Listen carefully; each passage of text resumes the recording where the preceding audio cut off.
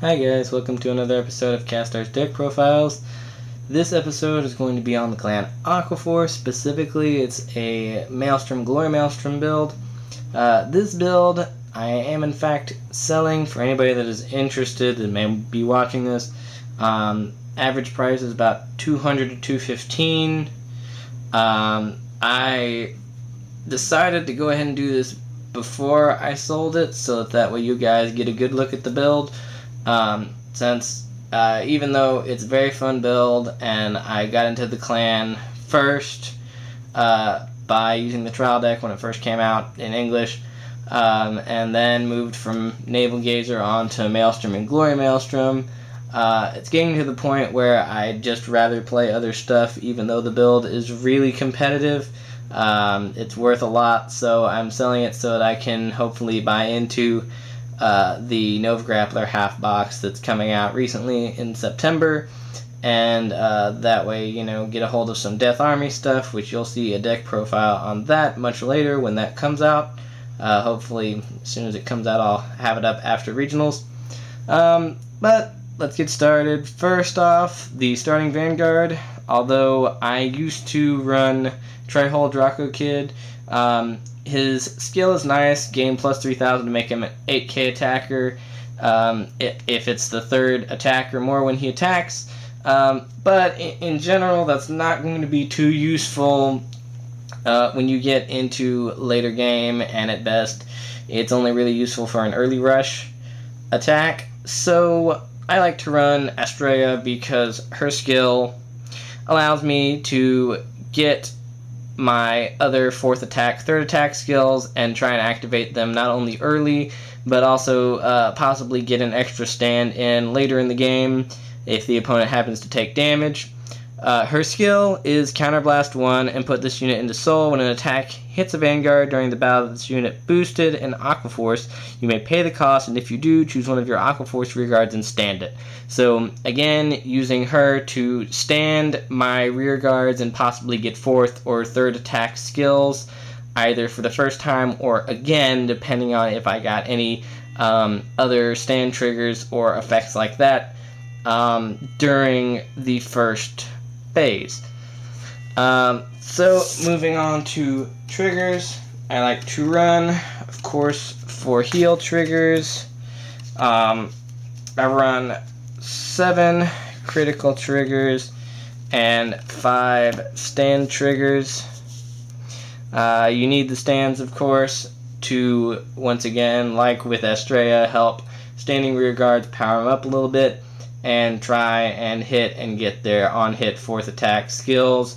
Or if you're using a card in Aqua Force that has a third turn gains this much power or something like that, you can stand that and gain its skill again, possibly, or for the first time if your columns or attack patterns didn't work out.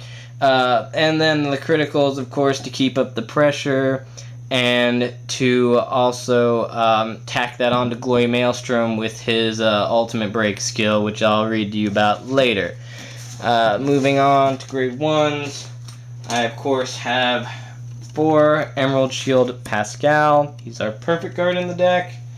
4 Tier Knight Theo, our vanilla 8k attacker. Of course, he also sets up great columns. Since it's a cross-ride deck, you can throw him behind the cross-ride Vanguard and hit 21k, which is pretty much all you need for your Vanguard to hit 3 stages.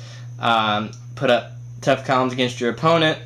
Of course, if you're going up against another cross-ride deck with this, you'd prefer to hit 10k, which is why I run 2 copies of the 10k Vanguard booster Battle Siren Dorothea. Her skill is when she boosts an Aqua Force Vanguard, if it is the third battle of that turn or more, then the boosted unit gets an additional 4k. So use her if I'm going up against another cross-ride deck, so that way I can go 23 on 23, or 23 on 13, still get those 3 stages on the attack. Especially with regionals around the corner, a lot of new cross-ride decks came out, Glory Maelstrom, of course, being one of them, and the Blood, Platina, Zell, Illuminal Dragon, and then you also have previous cross rides that might be coming back. Phantom Blaster Overlord and Draconic Overlord at the end. Not so much of Phantom Blaster Overlord anymore. Anyways, lastly, I run 4 copies of Tier Knight Cypress. He's a 7k attacker with the Activate skill, Counterblast 1. When this unit, during the main phase, this unit gains plus 1000 until end of turn. Not too many extra Counterblasts in this deck, especially since you're going to probably want to hold on to all of them to either use for Maelstrom's effect if you get it off before Cross Ride, or to use for Glory Maelstrom's Ultimate Break skill. But both of those are only Counterblast 1, so if you do choose to do this, make proper columns or get maybe a stronger attack. Won't hurt you too much. This guy's especially good in Aqua Force because of the fact that since you have a lot of cards that allow you to swap places in columns or attack again, you can, if you're thinking ahead, prepare for that, and maybe say you've got him behind this guy, Stormrider Basil, for example, whose skill is when this unit attacks a Vanguard, if you have an Aqua Force Vanguard, and it is the first battle of that turn, he gets plus 2000. And then at the beginning of the close step of that battle, you choose another Aqua Force Rearguard in the same column as him, and exchange positions. You can put him in front. Say your opponent has a 9k rearguard, or you want to attack with him. I wouldn't suggest doing his skill 3 times and getting up to 10, because that's 3 counterblasts. That's a little bit pricey for just a full powered attack. But you attack with Basil, so you've counterblasted 2 for his skill to give him 9k, because you want to attack the opponent's rear guard. So Nova Grappler's Magician Girl Kirara comes off the top of my head. She's 9k, your opponent's trying to draw like crazy, they're getting in your way. So you counterblast 2, swap, get the attack on Vanguard they guarded, or if they're 11k, you know you can't hit. Then you swap places with him, he's 9k because you've counterblasted 2 for his act skill. And then you can attack Kirara, and he's got to think about whether he wants to guard that. Not too important, but he does actually have a place in this deck, since I usually find cards like that to be kind of a situational, and the Counterblast 1 for plus 1000 power to kind of be useless most of the time. But I happen to like it in this deck, and I've found a reason to like it. So, moving on, grade 2s, you have Tier Knight Lazarus, vanilla 10k attacker, very important with all the different swapping that you have to do. To try to have something just throw behind your swapper, which, as I just showed you guys a second ago, is Stormrider Basil, 10k attacker if he attacks Vanguard and then swaps places with the card behind him. So that chains attacks, and you want to try and make sure that you're getting as many attacks as possible while chaining these attacks. So running high-powered cards like Tier Knight Lazarus, or as I showed you, Tier Knight Cypress using his counterblast skill to give him extra power, helps make your attacks more useful, so that you're not just wasting attacks at their Vanguard or Rearguard just to get other skills, because in Vanguard, it is a resource management game, and not using attacks fully or just attacking to gain skills, although you can do it because you don't lose cards because their power is lower than the opposing card. You don't just want to waste attacks if you have to, because of the fact that, you know, you're losing pressure in general on your field and your columns are just bad.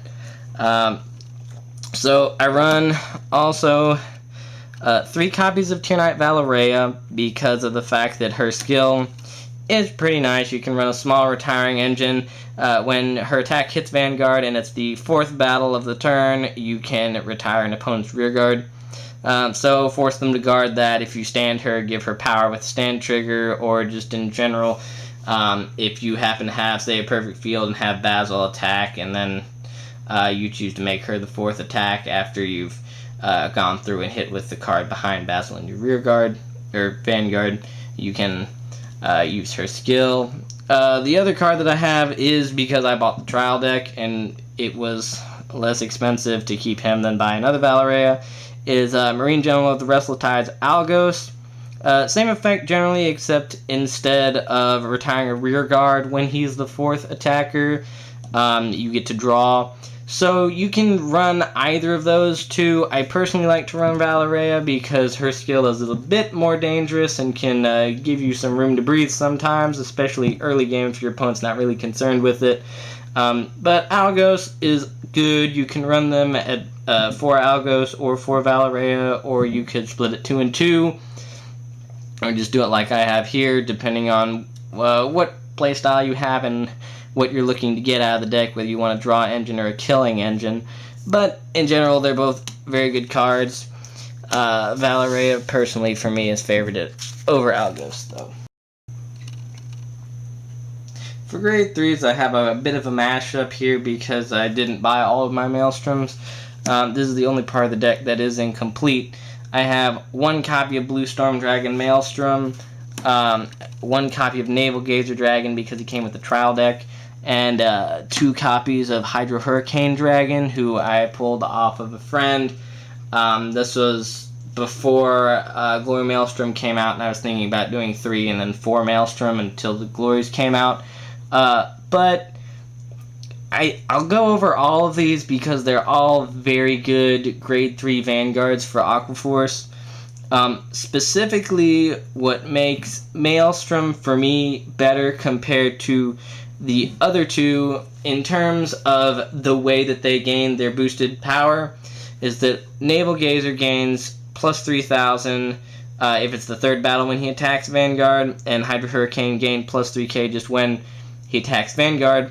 And for their additional other plus 3k skills, they have to have Limit Break, like Maelstrom, but you have to Counterblast 2 each time for them to get that power.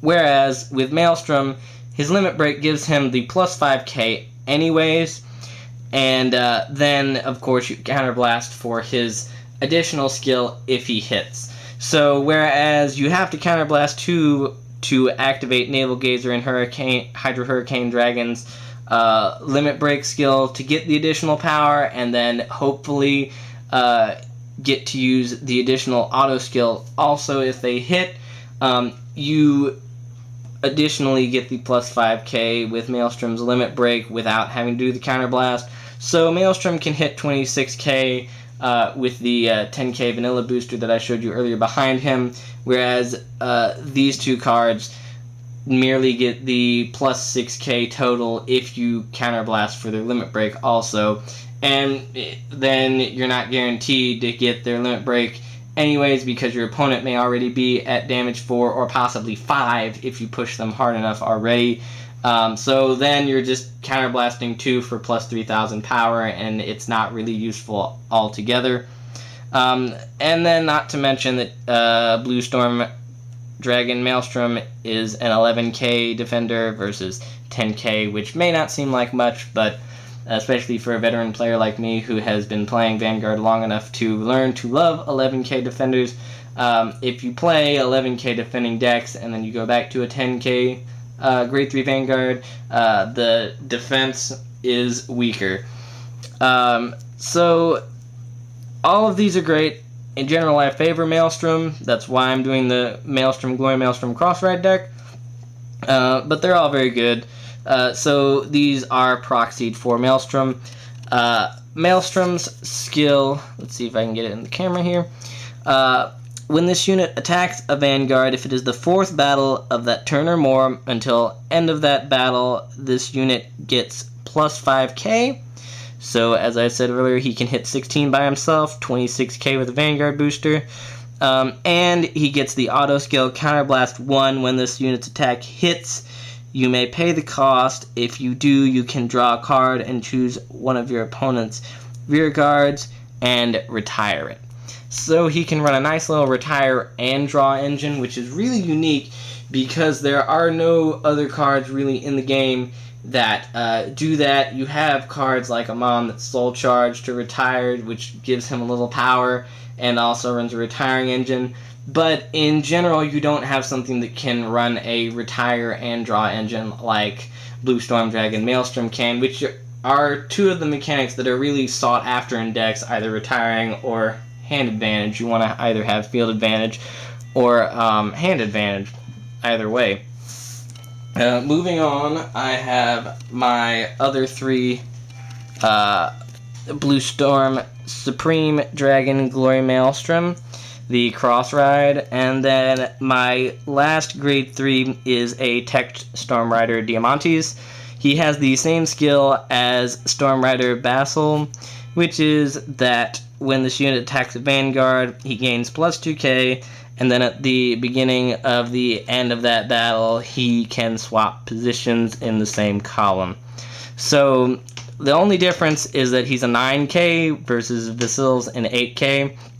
So he gains plus 2, making him 11k. He can hit 11k defenders right off the bat. So a little bit nicer compared to Basil, but not really that great.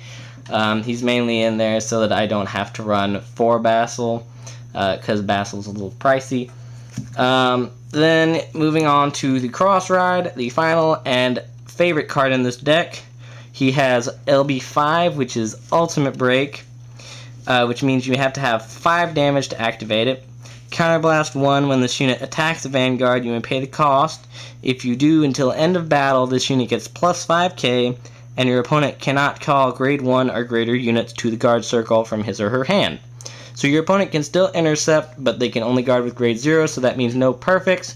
So unless they no-pass an overguard from their hand, they are definitely not going to be able to completely shut out the chance of you getting triggers, putting it all on Vanguard, and taking it home to win the game. In addition, it also wears down their hand incredibly, because unless they intercept every turn, which even then is still good for you because they have to replace the cards, they have to keep throwing stuff away from hand. They can't just throw one card on field for perfect and throw a card away. And if they have cards in their hand that are grade 1s, 5k shields, and not grade 0s, they can't use those. So in general, it keeps the pressure on and really kind of downgrades the opponent's hand advantage, because not only do they have to keep guarding every turn with possibly more cards than they would have in the first place, they still only have so many cards in their hands that are usable for protection against your Vanguard attack. And then, of course, he has the standard for cross rides. If you have the required card in Soul, he gains plus 2,000 continuously, so that means he's a 13k attacker and defender. Of course, in this deck, the required card is Blue Storm Dragon Maelstrom. So there's the deck. I really hope you guys like it. Aqua Force is a very fun clan. They try to kind of mess with the attack order and repeated attacks like Nova Grapplers do, but the aggression style is different, and in general the way they mess with columns and attacking in order instead of just the repeated attacks over and over again really is different. It changes up the game and makes things interesting. Thanks for watching. Again, please leave any comments you'd like to see below.